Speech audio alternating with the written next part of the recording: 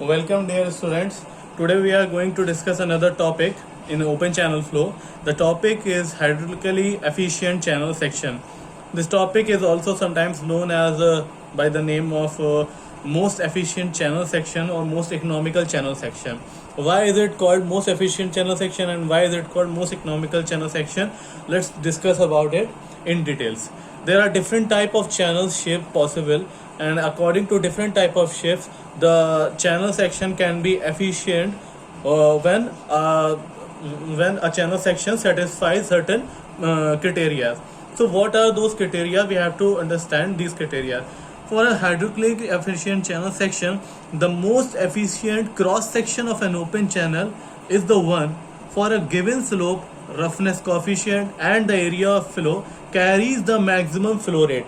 यानी कि अगर किसी चैनल सेक्शन में आपको स्लोप दे रखा है, रफनेस कोफिशिएंट दे रखा है और एरिया ऑफ फ्लो दे रखा है, तो तब वो चैनल सेक्शन एफिशिएंट कहलाएगा जब वो इतने गिवन चैनल स्लोप से, गिवन रफनेस कोफिशिएंट और गिवन एरिया ऑफ फ्लो के लिए मैक्सिमम फ्लो रेट कैरी करेगा, right.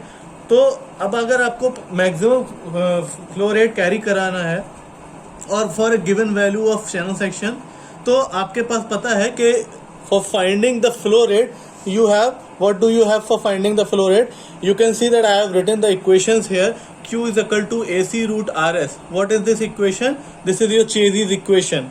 Another equation I have written for Q as 1 by n A into R to the power 2 by 3 and S to the power 1 by 2.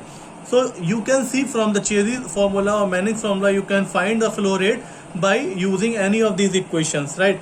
So for a certain area of flow, if the area of flow constant, Chazy's constant is again constant for a given bed slope, Q will be maximum only when the value of R, that is your hydraulic radius, will be maximum, right? Also in this equation, for a given roughness coefficient, for a given constant area of flow and for a given slope, bed slope, for the Q to be maximum, the R should be also maximum, right? So it is very evident by this equation that for a given channel slope, surface roughness and area of flow, the discharge will only be maximum when the hydraulic radius will be maximum and wetted parameter is minimum. How is wetted parameter related to it? You know that R is equal to A by P, where A is the area of flow and P is the wetted parameter. So for a given condition, when area of flow is constant, right, if the wetted parameter, that is P, which is in the denominator, if that is minimum, then only the value of R will be maximum. So for R to be maximum, if I write here R is equal to A by P, ठीक है, तो for R to be maximum, what should be low or what should be minimum? The minimum is the P, the more is the value of R that you find from this equation, right? So we have two conditions for a maximum discharge for a given area, for a given coefficient and for a given bed slope. The R should be maximum, and for R should be maximum, A by P, in the equation A by P, the P should be minimum, right? So we understand here that we have a certain condition. The condition is for the flow rate to be maximum, the hydraulic radius should be maximum also, right? So the most efficient channel section will be the one which has a shape that provides minimum wetted parameter for a given area of flow. यानी कि wetted parameter minimum होना चाहिए किसी भी एक given area of flow के लिए, ठीक है? From experiments it has been found कि जितने भी क्रॉस सेक्शनल एरियाज पॉसिबल हैं, सेमी सर्कुलर है, ट्रिपेजॉइडल है, आपका रेक्टेंगुलर है आपका, और आपका ट्रायंगुलर है, तो इतने टाइप ऑफ चैनल सेक्शंस के शेप्स हैं. जो सेमी सर्कुलर चैनल सेक्शन है, it is the most efficient channel section. It will give the maximum value of discharge, but you know that semi circular channel section is very hard to provide in actual practice, right? So the maximum used for the water flow or to carry water from one place to another place, the maximum used sectional shape is the trapezoidal channel section. So now you know that for a maximum value of discharge or for flow rate maximum, you'll have to use a semicircular section, but the semicircular section cannot be provided in actual practice. In most of the cases it is difficult to provide it. I am not saying that it is not provided, it is provided, but the probability of having difficulties in providing a semicircular channel section is more as compared to any other type of channel section. So the most used type of channel section is the trapezoidal channel section. Also, you understand from these equation and these explanation that for a maximum discharge and for the lowest wetted parameter you will have to excavate less. ठीक है, अगर आपको जो है excavation कम करना पड़ रहा है, ठीक है, क्योंकि अगर आपका जो है वो इस तरीके से अपने चैनल सेक्शन का फ्लो रेट को जो है मैक्सिमाइज करा है by using a certain shape, तो आपको जो है जो जितना फ्लो रेट आपको किसी ज़्यादा बड़े में मिलता है अगर आप बिना उसको कंसीडर करे बनाते, और अब जो बना रहे हैं by different type of shape, तो उसमें जो है आपको अगर आप जो है इस कंडीशंस को ध्यान में रखते हुए डिज़ाइन करेंगे तो आपको जो है वो मैक्सिमम डिस्चार्ज मिलेगा कम डायमेंशन प्रोवाइड करने के लिए, यानी कि जो आपकी y की वैल्यू है, जो आपकी डेप्थ ऑफ फ्लो है, वो आपको कम प्रोवाइड करनी पड़ेगी। तो अगर depth of flow come provide करनी पड़ रही है तो आप सिंपल सी बात है कि डेप्थ ऑफ फ्लो अगर कम है तो आपको एक्सकेवेट कम करना पड़ेगा, और एक्सकेवेट कम करना पड़ेगा तो जो the cost of excavation will be reduced, and when the cost of excavation will be reduced for a channel section, तो आपको क्या होगा, उसमें आपकी बचत होगी। तो इसलिए hydraulically most efficient channel section को मोस्ट इकोनॉमिकल चैनल सेक्शन भी कहा जाता है। अब now one by one we will discuss different type of channel section, different shapes. The first is the basic hydraulically efficient rectangular channel section, right. तो अब हम लोग क्या करेंगे, hydraulically efficient rectangular channel section की हम बात करेंगे, ठीक है। तो इसमें क्या है हमारे पास, सबसे पहली चीज कि सर आपका एक ही गिवन स्लोप, चैनल स्लोप है, सरफेस रफनेस है, एरिया ऑफ फ्लो है। अब आपको कंडीशन पता है कि मोस्ट एफिशिएंट कैसे होगा, most efficient will be the one with lowest weighted parameter. Wetted parameter जहां पर मिनिमम होगा वहां पर जो है आपका मोस्ट एफिशिएंट चैनल सेक्शन आपको बन के देगा। Let us make a rectangular channel here, right. We have made a rectangular channel. यहां पर कुछ फ्लो होने वाला है,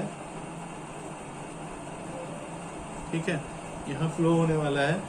y is your depth of flow, ठीक है, और b is your bottom width, right, ठीक है यहां तक। उसके बाद अब इस चैनल सेक्शन के लिए एरिया ऑफ फ्लो क्या होगा, इस चैनल सेक्शन के लिए एरिया ऑफ फ्लो जो होगा वो होगा b into Y, right. Area of flow आपको पता चल गया for rectangular channel section. Also what will be the wetted parameter, wetted parameter कितना होगा, वेटेड पैरामीटर आपको पता है, अगर ये y है तो y plus b plus y, ये y, ये b, ये y, this will give you weighted parameter, और weighted parameter can be b plus 2y। Now you have the value of area of flow and you have the value of weighted parameter, right। अब for P to be minimum, mathematically आपको पता है कि अगर P जो है ये B तो वेरी करेगा नहीं, वेरी क्या, जो आपका P जो वेरी करेगा वो किसके रिस्पेक्ट में वेरी करेगा, डेप्थ ऑफ फ्लो के रिस्पेक्ट में ही तो वेरी करेगा, क्योंकि B तो आपके जो है वो कांस्टेंट रहेगा, ठीक है। तो for P to be minimum dp by dy should be 0, right। P minimum होने के लिए क्या होगा, dp by dy जो है इट शुड बी 0, ठीक है। तो डिफ्रेंशिएट कर लिया है हमने, differentiating P with respect to, P को आपका जो है डिफ्रेंशिएट कर लेना है V के रिस्पेक्ट में, keeping A as keeping A as constant, area of flow को कांस्टेंट रखते हुए क्या करना है हमको, P को डिफरेंशिएट कर लेना है, यानी ये जो P is equal to B plus 2y है इसको डिफरेंशिएट कर लेना है। तो P को y के रिस्पेक्ट में करेंगे तो dP बाई dy आ जाएगा, राइट। और आपका जो है इधर क्या आ जाएगा, इसको minus A by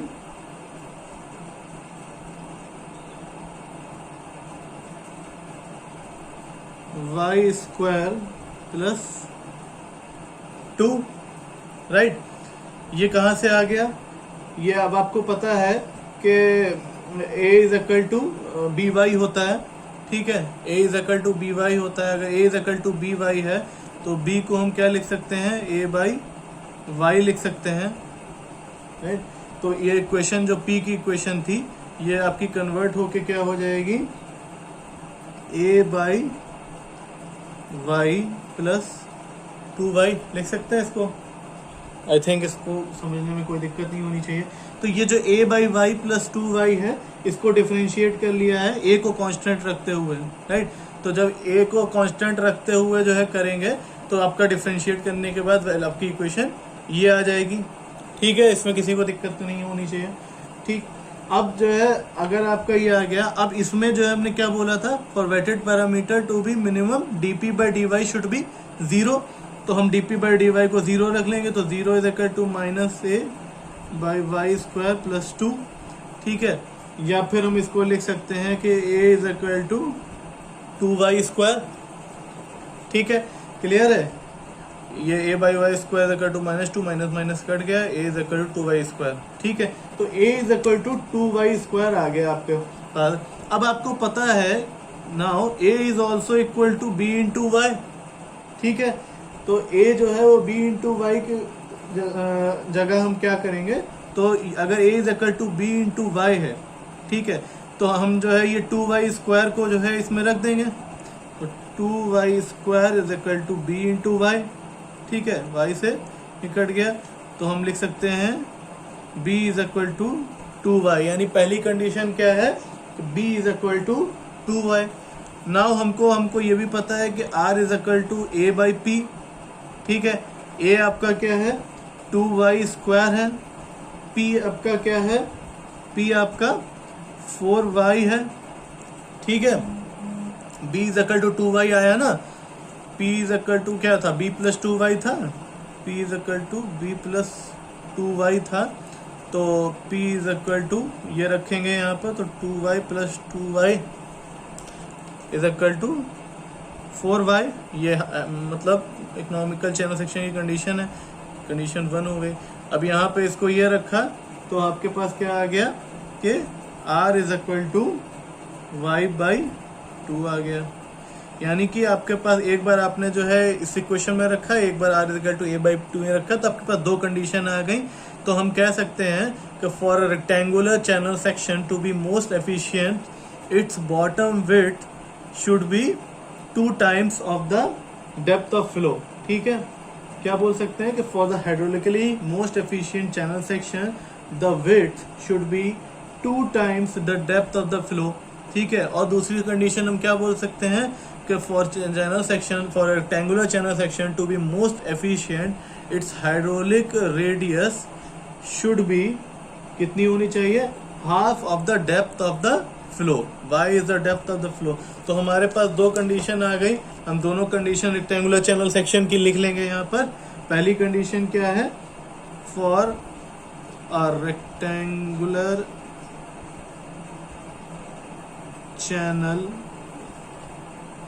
section to be economical, या फिर एफिशिएंट भी लिख सकते हैं, मैंने इकोनॉमिकल लिख दिया है यहाँ पे, कोई दिक्कत नहीं होनी चाहिए इस चीज में।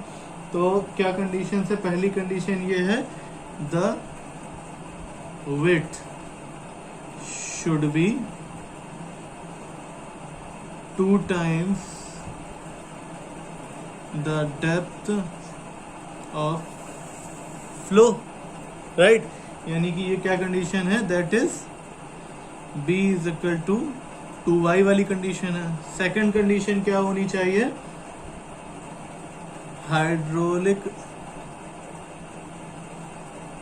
radius is equal to half the depth of flow, that is the condition r is equal to y by 2. ठीक है.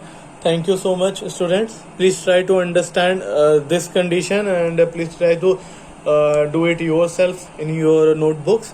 And in the tomorrow's class, we will discuss the hydraulically efficient trapezoidal channel section, which is a bit hard to understand. So you will have to, get focus on this first. If you understand this, you will be able to understand all the channel section. Thank you so much.